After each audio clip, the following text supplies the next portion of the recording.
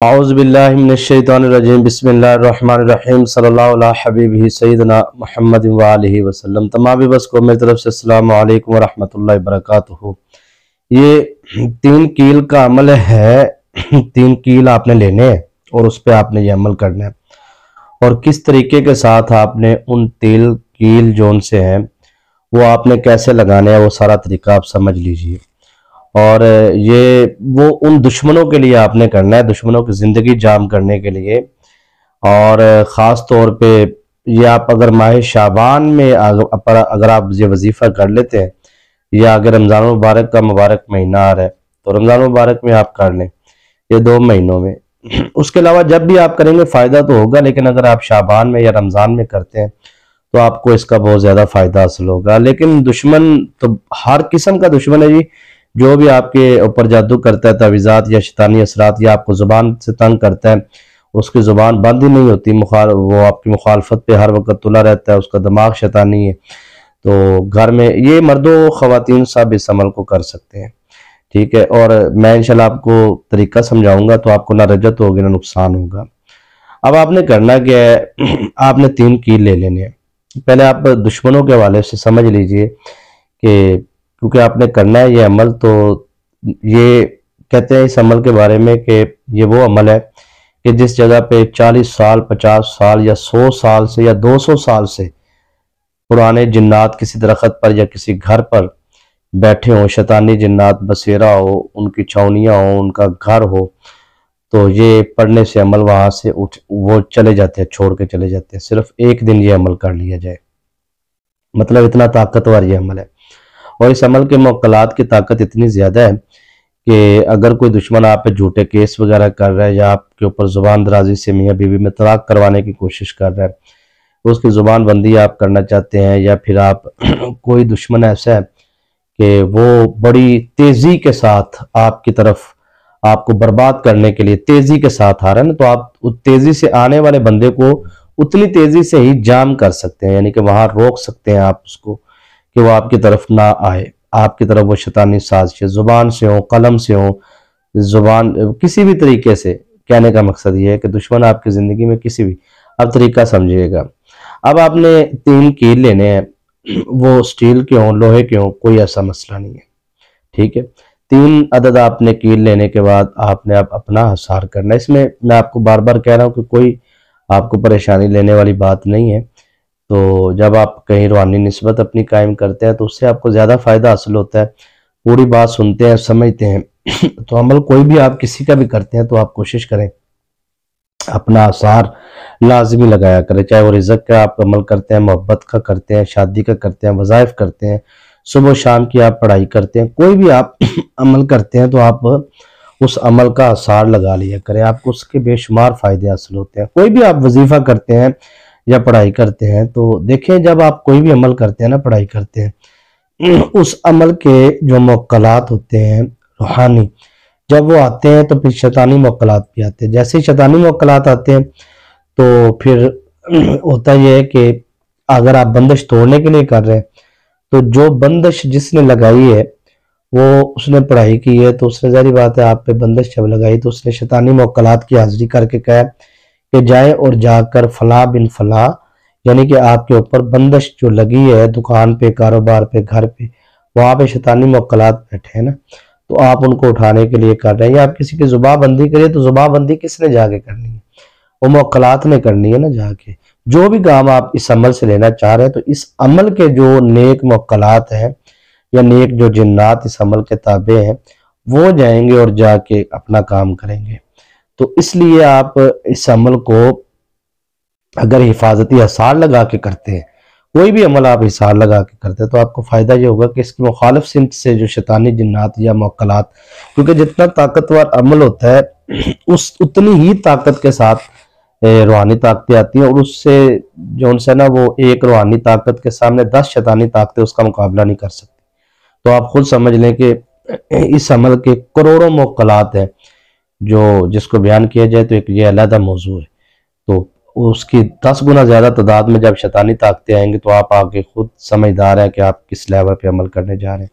तो अर्ज़ करने का मकसद ये है कि जब आप सर इस अमल को करेंगे तो हिफाजती इसार अगर आप अपना कर लेते हैं तो उससे आपको फायदा ये होगा कि जब वो शैतानी ताकतें आएंगी तो वो हसार के बाहर रहेंगी। यानी कि हसार का मतलब होता है चार दीवारी जैसे कर ली जाए, छत, बंदा कमरे के अंदर बैठा हो तो कमरे में कोई नहीं ना दाखिल हो सकता, इसको हसार कहते हैं। यानी कि एक ऐसा नूरानी रूहानी हसार लग जाता है मौकलात की पावर का कि वो फिर शैतानी ताकतें अंदर दाखिल नहीं हो सकती।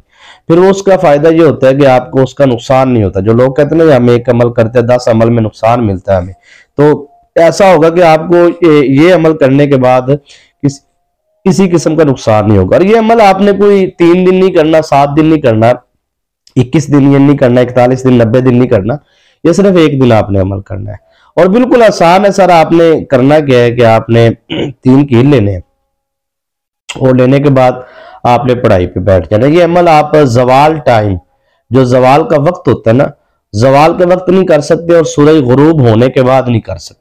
बस ये एक दो पाबंदी है।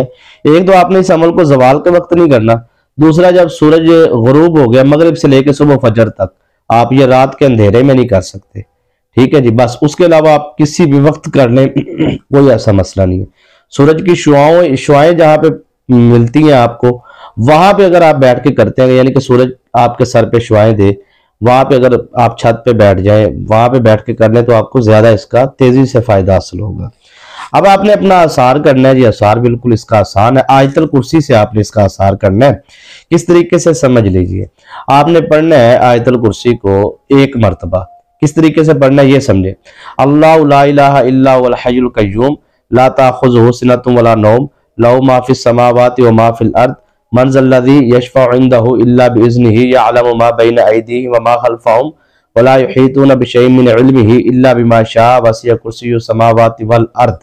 अब जब यहाँ पे आपने पहुंच जाना है, अगले अल्फाज हैं वला यऊदु हिफ्ज़ुहुमा, इसको आपने 7 टाइम पढ़ना है। वला यऊदु हिफ्ज़ुहुमा वला यऊदु हिफ्ज़ुहुमा वला यऊदु हिफ्ज़ुहुमा 7 मरतबा पढ़ के फिर आपने कहना है वहुवल अलियुल अज़ीम। पढ़ने के बाद आपने इस तरह अपनी दाएं हाथ की उंगली शहादत वाली पे दम करके आपने इस तरह अपना आसार कर लेना है।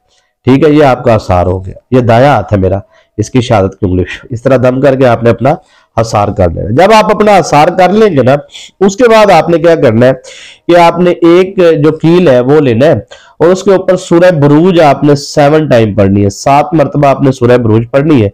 वह समाई ज़ातिल बुरूज वल यौमिल मऊद व शाहिद व मशहूर, ये छोटी सी सूरह मुबारक है।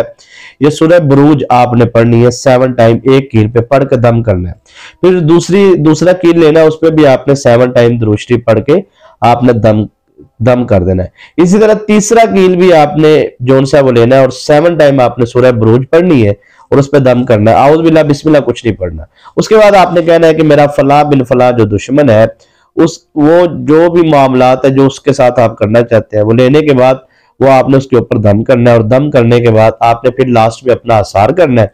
आसार करने के बाद उन कीलों को आपने जा करके कहीं भी जमीन में आपने दफन कर देना है। ठीक है जी। और उसके बाद आपने जब आपका दुश्मन से मामला ठीक हो जाए तो उन कीलों को निकाल के इसी तरीके से ही आपने जोन सा है वो इसको खत्म, इसके असरात खत्म करने के लिए जो भी पावर है इसकी रूहानी, उसके लिए कि आप उनको इजाजत अगर देना चाहते हैं तो वो कील निकाल के आप इसी तरह पढ़ाई करके उनको दरिया के सुपुर्द भी कर सकते हैं। ये अमल उन तावीज़ात पर भी किया जा सकता है जो शैतानी तावीज़ात घरों से मिलते हैं। उन तावीज़ात के असरात को ख़त्म करने के लिए भी ये अमल करके आप पानी पर उसके ऊपर तावीज़ पे दम करके आप पानी के अंदर उसको बहा सकते हैं। ठीक है जी। ये आप 3 कील आप जब जमीन में दफन कर देंगे, दफन करने के बाद आपने घर में आके वापसी गुस्ल करना है।